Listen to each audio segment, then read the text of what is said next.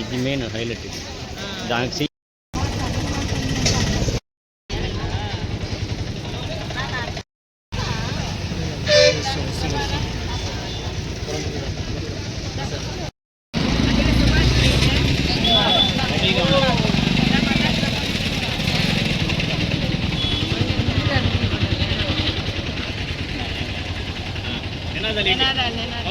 వెంటనే పెంచాలి, అంగన్వాడీ వేతనాలు వెంటనే అరెస్టు చేసిన అంగన్వాడీ నాయకుల్ని వెంటనే విడుదల చేయాలి. అన్యాయంగా దుర్మార్గంగా అరెస్టు చేసిన అంగన్వాడీ నాయకుల్ని వెంటనే అరెస్టు చేయాలి. అంగన్వాడీలను అరెస్టు చేసిన ప్రభుత్వాన్ని ఖండించండి, ఖండించండి. కూటమి సిఐటియు వర్ధిల్లాలి, సిఐటియు పెంచాలి, అంగన్వాడీలకు వేతనాలు వెంటనే, అంగన్వాడీలకు నశించాలి రాష్ట్ర ప్రభుత్వం వండి వైఖరి. అంగన్వాడీల పట్ల దుర్మార్గంగా వ్యవహరిస్తున్న కూటమి ప్రభుత్వం వండి వైఖరి, కూటమి ప్రభుత్వం వండి వైఖరి. అంగన్వాడీల పట్ల దుర్మార్గంగా వ్యవహరిస్తున్న కూటమి ప్రభుత్వం వండి వైఖరి.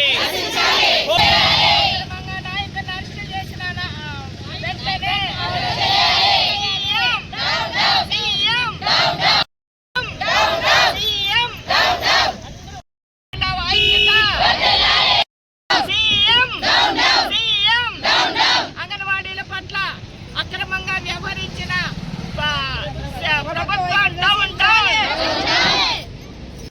పేరు ఎన్ స్వరూపరాణి, జిల్లా సహాయ కార్యదర్శిని.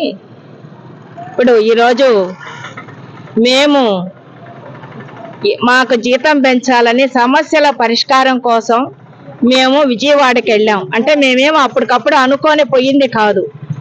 ఇప్పటికీ 23 నెలలైంది మన కూటమి ప్రభుత్వం వచ్చి. ఈ గత ప్రభుత్వం మినిట్స్ కాపీ ఇచ్చింది. గతంలో 42 రోజులు మేము సమ్మె చేసినప్పుడు చంద్రబాబు నాయుడు గారు, అలాగే లోకేష్ గారు, అదేవిధంగా పవన్ కుమార్ గారు, వీళ్ళ ముగ్గురు మా శిబిరాల కాడికి వచ్చి, అమ్మా మమ్మల్ని గెలిపించండి, మా ప్రభుత్వం వస్తే మిమ్మల్ని వెంటనే మేము ప్రభుత్వ ఉద్యోగులుగా గుర్తిస్తాము, అదేవిధంగా గ్రాడ్యుయేట్ అమలు చేస్తాము అని ఆ రోజు హామీలు ఇచ్చారు. హామీలు ఇచ్చిన తర్వాత మేము బయటపడకుండా ఒక్కొక్కరము 30-40 ఓట్లు ఏపిచ్చి ఈ కూటమి ప్రభుత్వాన్ని గెలిపించాం. గెలిపిస్తే మాకు ఈ రోజు ఈ కూటమి ప్రభుత్వం అన్యాయం చేసింది. ఇప్పటికీ మేము 23 నెలల నుంచి మేము వినతి పత్రాలు ఇవ్వటం, సమస్యలు మీ దృష్టికి తీసుకొచ్చాం. మేము కనీసం ఇదిగో రేపు ఎల్లుండి అని అన్నారు. ఇప్పుడు మన శిశు సంక్షేమ శాఖ మంత్రి మన సంధ్యారాణి గారు మేము 9 డిమాండ్లు నేను చేశాను అని అన్నారు. అమ్మా, మేము ఈ రోజు ప్రశ్నిస్తున్నాం, మీరు ఇచ్చిన 9 డిమాండ్లు మీరు ఏం పరిష్కారం చేశారనేది ఈ రోజు నేను మొత్తం జనాలకే మేము ఈ రోజు విజ్ఞప్తి చేస్తున్నాం. మేమందరికీ గ్యాస్ కి తక్కువ డబ్బులు మేము గవర్నమెంట్ గా గ్యాస్ సప్లై చేసాము, ఇండెక్స్ స్టవ్లు ఇచ్చాము అని చెప్పనన్నారు. ఎక్కడిచ్చారమ్మా మీరు?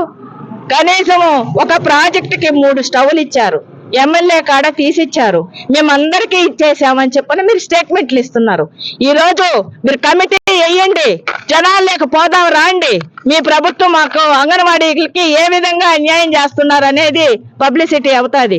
ఈ రోజు ఇండస్ట్రీ స్టవ్లు ఏదో మొత్తం మీద రాష్ట్రం మొత్తం మీద ఒక 500 స్టవ్లు ఇస్తే 1,56,000 సెంటర్లకి మీరు 200 స్టవ్లు ఇస్తే అప్పటికి ఇచ్చినట్టే నా లెక్క.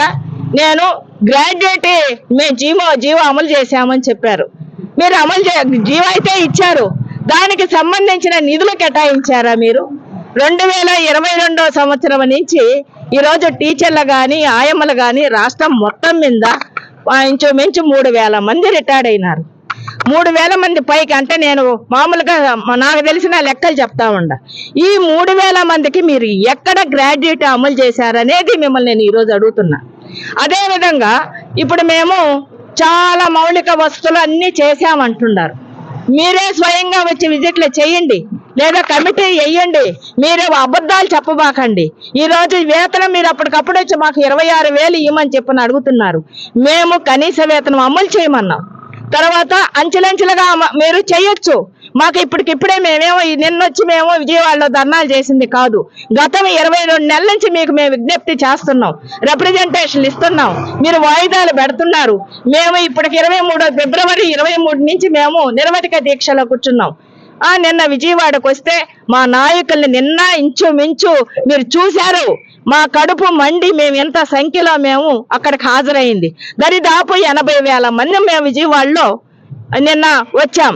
నిన్నంతా ఉండి మేము పెంచము, మేము జీతం పెంచలేము అనేది మీరేంది మమ్మల్ని చర్చలకు పిలిచి ఇదిగో మేము ఇంత పెంచుతున్నాం, తర్వాత ఇంకొంచెం పెంచుతామని చెప్పుంటే ఎంత పద్ధతిగా ఎంత న్యాయంగా ఉన్నాం.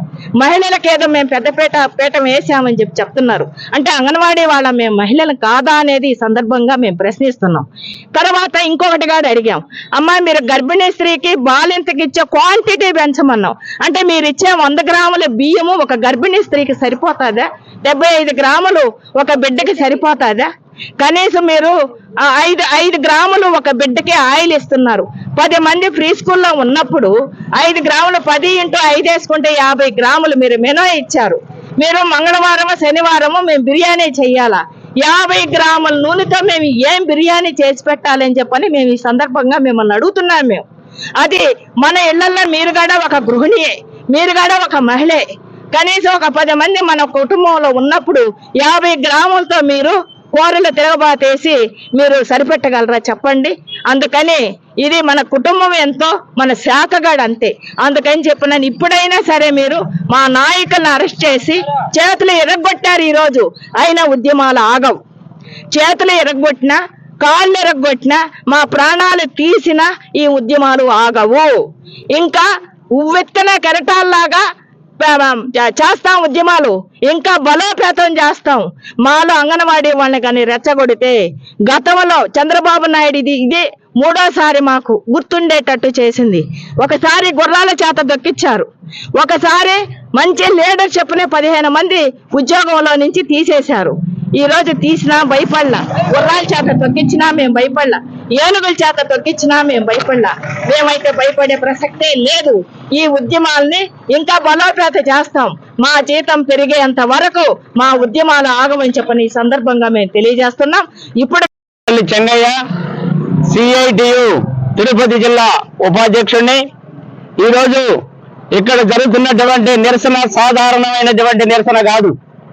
ఈరోజు అంగన్వాడీ మహిళలపై జరిగినటువంటి ఒక అవమానకరమైనటువంటి వారి అంగన్వాడీ మహిళల్ని అవమానించినటువంటి ఈ ప్రభుత్వాన్ని నిరసిస్తూ జరుగుతున్నటువంటి నిరసన.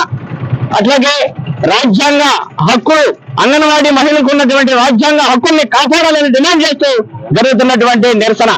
అలాగే ఈరోజు కూటమి ప్రభుత్వం నిర్వహిస్తున్నటువంటి అంగన్వాడీల పైన నిర్వహిస్తున్నటువంటి దురంకారాన్ని ఖండిస్తూ జరుగుతున్నటువంటి నిరసన. కాబట్టి ఈ యొక్క నిరసనని ఈ కూటమి ప్రభుత్వ దురంకారాన్ని ఖండిస్తూ నిరసిస్తూ వెంకటగిరి ప్రాజెక్టు పరిధిలో ఈ యొక్క నిరసన ధర్నాన్ని చేపట్టడం జరుగుతా ఉంది. ఎప్పటికైనా ఈ ప్రభుత్వం వెంటనే స్పందించి అంగన్వాడీలకు వేతనాలు పెంచాలి, న్యాయం చేయాలని చెప్పేసి మేము ఈ సందర్భంగా కోరుతా ఉన్నాం. అంగన్వాడీ